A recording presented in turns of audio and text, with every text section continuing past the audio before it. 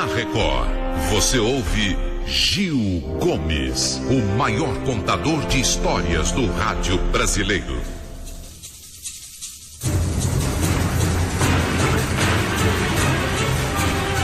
Ele era um verdadeiro crápula, sem nenhum escrúpulo. Crápula, crápula, crápula, não prestava. Não tinha dó de absolutamente ninguém. Não tinha pena de nada. Seus métodos os mais estúpidos do mundo. O rei dele era o dinheiro. Só dinheiro, só dinheiro. E por dinheiro ele se vendia. Por dinheiro ele fazia qualquer coisa. As histórias que contavam de Nilo. Nilo era um verdadeiro crápula. Crápula, crápula, crápula, crápula, crápula, e não tem outra palavra para designá-lo. Não tem outro jeito de chamá-lo crápula. Quantos negócios, quantas casas que ele vendeu com papelada suja. Ele sabia que não valia absolutamente nada, mas vendia para pobre. A pessoa comprava pensando que estava adquirindo uma casa para morar. Estava adquirindo um grande problema. Nem chegava a mudar para casa. Nem chegava a mudar. Ele que dizia: não tenho nada que ver com isso. Entre na justiça. Eu vendi o que tinha. Eu vendi para o meu cliente. Fale com o meu cliente. Quem é seu cliente? De quem você comprou a casa. Terrenos. Ele loteava. Em nome de outros. Ele loteava. Em locais proibidos. Em locais grilados. A pessoa comprava. E quando ia erguer a sua casa, ficava sabendo então que não podia. Local de enchente, ele vendia tudo, beira de rio, no litoral, vendeu terreno dentro da praia, dentro do mar. Foi assim que ele ficou rico, foi assim, e emprestando dinheiro. Ele emprestava dinheiro a juros extorsivos. Quando a pessoa ficava apurada, quando a pessoa ficava necessitada, ou procurava, e então entrava numa fria, porque pedir dinheiro emprestado para ele era se afundar, era naufragar. Ele fazia a pessoa assinar mil coisas, a pessoa na hora da precisão, a pessoa na hora que precisava assinava, e ele colocava uma papelada em branco, a pessoa assinava em branco, e quando via, vamos dizer, que na proporcionalidade do tempo, a pessoa pegasse R$1.000, ia pagar 20 mil, 30 mil, 40 mil, alguém pede 1.000, não vai poder pagar 20, então perdia aquilo que havia deixado de cautela, aquilo que havia deixado uma escritura, uma casa. Quantas e quantas casas ele tirou de mães que assinaram para filhos pedirem dinheiro emprestado.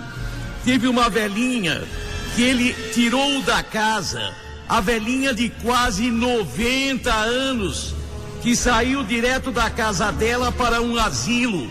Todo mundo odiava Nilo.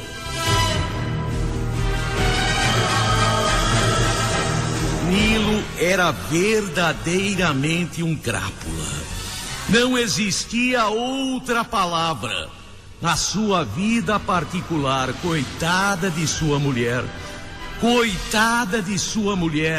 uma coitada, ele sem filhos. A mulher era uma verdadeira escrava dele, faz isso, faz aquilo. O rei dinheiro mandava. Mas ele não dava o mínimo conforto para a mulher. Não dava o mínimo conforto para a mulher. A casa dele tinha 1000 trancas, 1000 cadeados. Ele guardava dinheiro em casa para emprestar.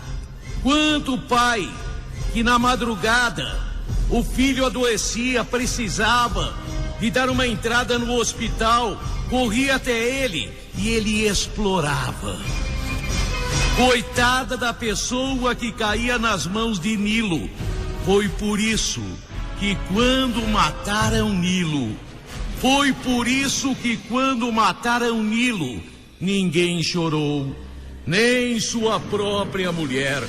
Ninguém chorou.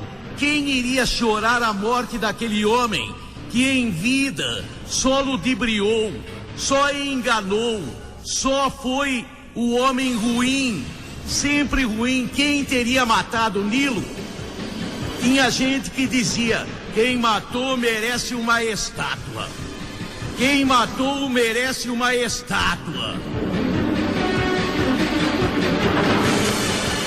Mas o mais importante, a polícia começou a trabalhar no caso. Não tinha a mínima pista. Um dia depois da morte de Nilo, contando a morte de Nilo, Nilo foi morto em seu escritório, dentro de casa. O escritório dele era na residência dele. Tinha cadeado para todo lado, mas foi ele que abriu a porta para seu assassino.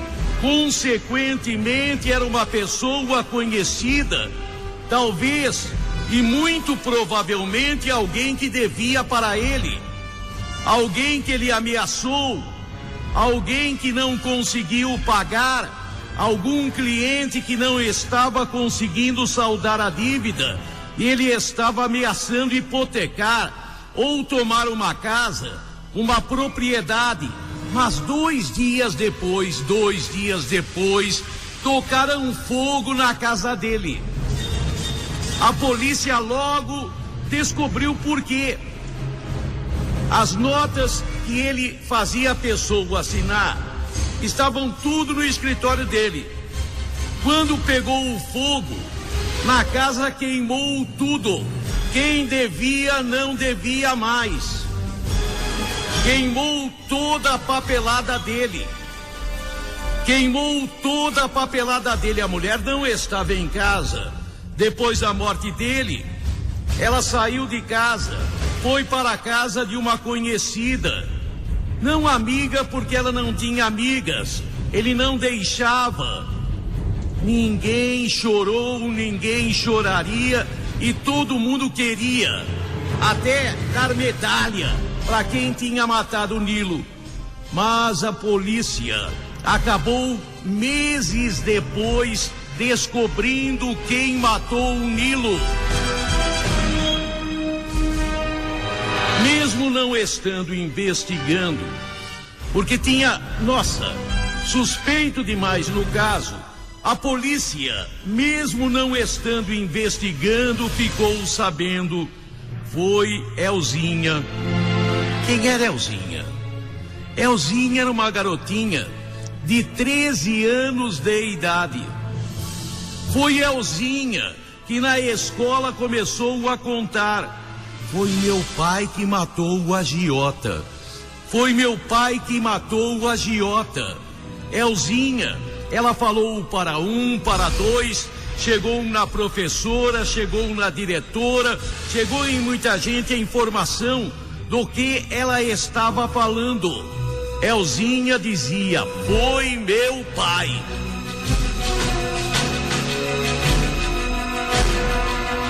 A polícia recebeu a denúncia anônima. A polícia foi e pegou o pai de Elzinha, que prontamente confessou: fui eu. Ele, na boa, a primeira pergunta da polícia, ele disse: fui eu.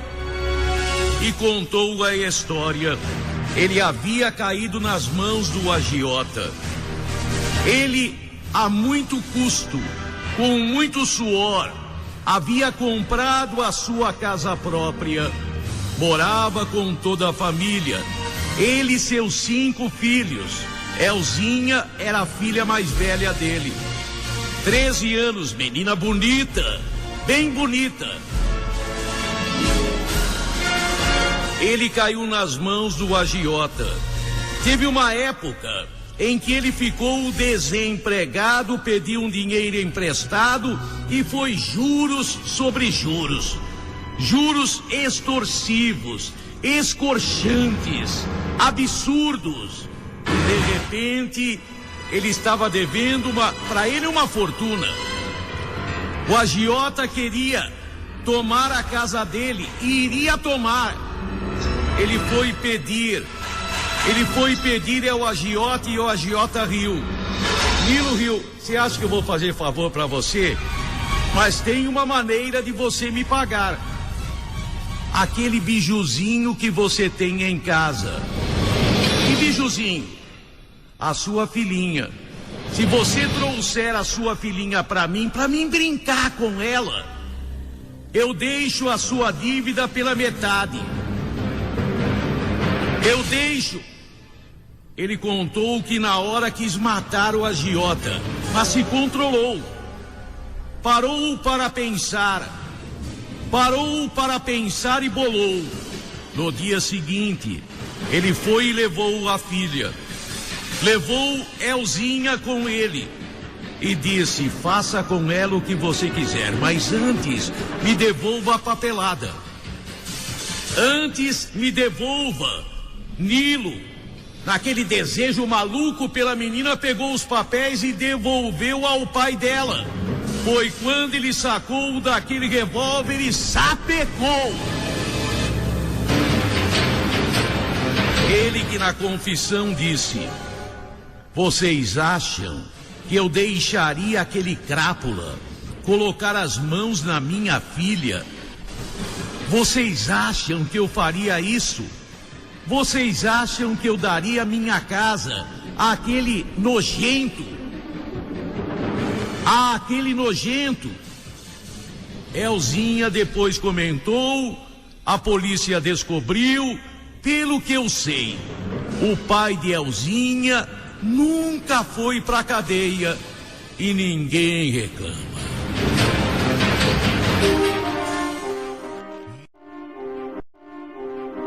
Na Record, você ouve Gil Gomes, o maior